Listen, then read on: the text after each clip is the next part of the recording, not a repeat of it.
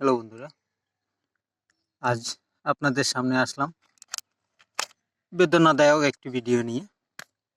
কিছুদিন পূর্বে আপনাদেরকে দেখিয়েছিলাম যে পুরো জমিটাতেই তরমুজ চারা রোপণ করতেছি। তরমুজ চারা রোপণও করেছিলাম, তাই আপনাদেরকে দেখিয়েছি যে রোপণ করতেছি, কিন্তু আমার প্রতিটা তরমুজ গাছ অজানা একটা ভাইরাস এসে সবগুলা নষ্ট করে দিয়ে গেছে। তাই আজকে আবার নতুন করে রিপেয়ারিং করতেছি এই পুরো জমিটাতে। দুই একটি চারা ছাড়া আর একটা চারাও নাই। দুই একটি চারা কোনো রকম টিকে আছে, এই যে আগের চারাগুলো কোনো রকম, তাও আবার পুরো সুস্থ না, যে কোনো সময় চলে যেতে পারে।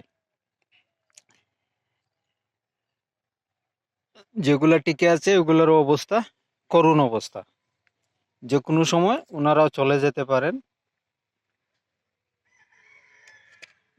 ভেবেছিলাম রমজান মাসে তরমুজ বাজারজাত করব, কিন্তু এখন দেখা যাচ্ছে রমজান মাস দূরে থাক,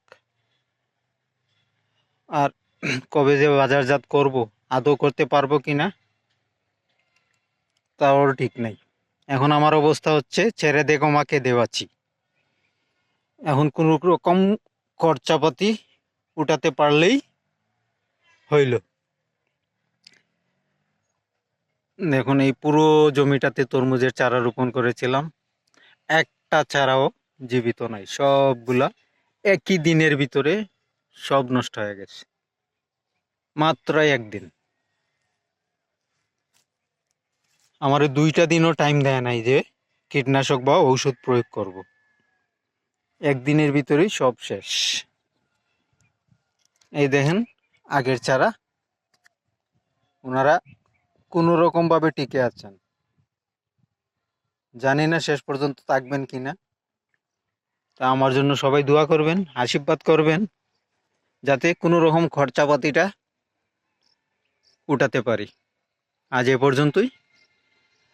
আর আমার পাশে থাকবেন, পাশে থেকে আমাকে একটু উৎসাহিত করবেন, এটাই আপনাদের কাছে অনেক পাওয়া। ধন্যবাদ সবাই, ভালো থাকবেন, সুস্থ থাকবেন।